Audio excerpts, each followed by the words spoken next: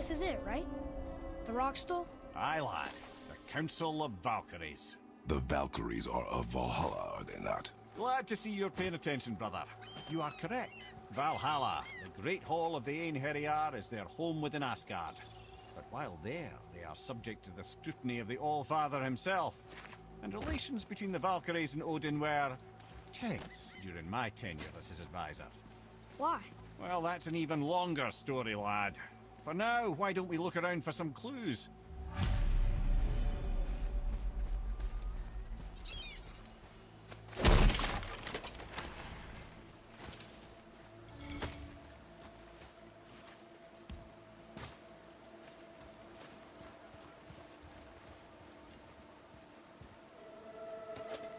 Try placing one of the Valkyrie helms on a throne. Whoa, you're back. Come here. Who is she? Gunnar, Mistress of War. After any conflict, big or small, she would be first on the scene, sussing out the worthy spirits for a free trip to Valhalla. A gruesome task, but she took great pride in it. Any conflict. Impossible. It's true. She had help from her sisters, of course, but Gunnar was always first to arrive. Her judgment of the fallen was unparalleled, and an invaluable resource to Odin. She was one of his favorites.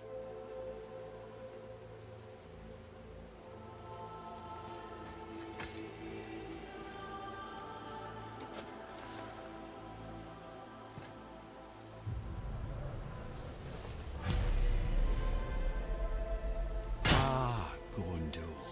Beautiful Gondul. And? Huh? That's it? Beautiful Gondul? No story or anything? Oh, sorry, lad. The sight of Gondul always took my breath away. Gondul had a silver tongue, a sharp wit, and struck a figure so stunning it literally drove men insane. Odin forbid her from setting foot in Midgard after a time, as insanity is not a welcome trait in Valhalla.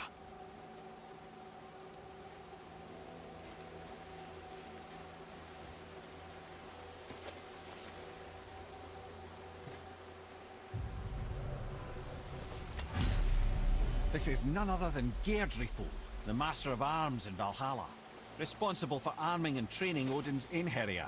His what? His army come Ragnarok. The entire reason Valhalla exists, you see. The Einherjar wait in the Great Hall endlessly, feasting, drinking, and fornicating themselves silly. Once Ragnarok begins, Odin calls them into service to fight on his behalf. Geirdriful had her hands full training that lot.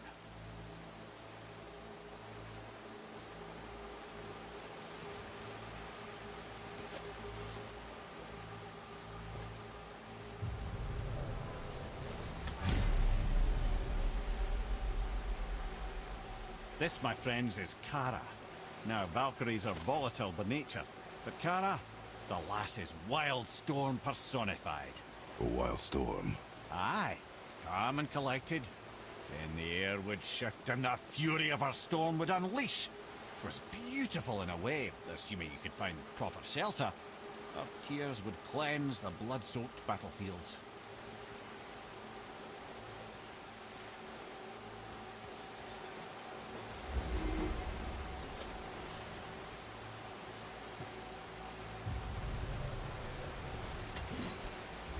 This is Rota, a chooser of the slain.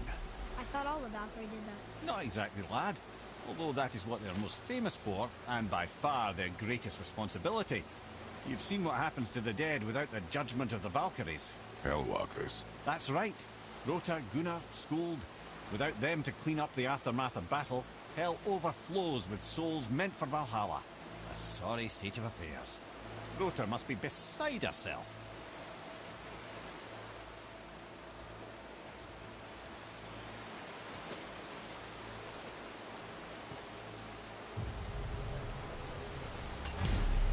Ah, here we have Air, the healer. A Valkyrie healer? Strange. Air was strange, as a matter of fact. Very quiet, very calm. Where her sisters were violent rapids, Air was a gentle stream. She healed the wounds of both mortals and gods.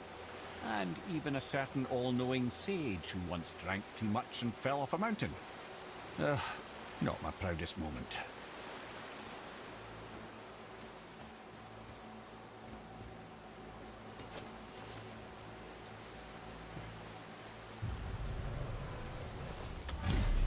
Well, well, Hilda, mistress of battle.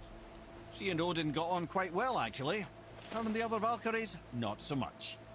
She would spend most of her time here in Midgard observing discord between the living, and sewing some up herself from time to time. She lived for conflict. Some say she was conflict personified. I wonder what will become of her now that she's free.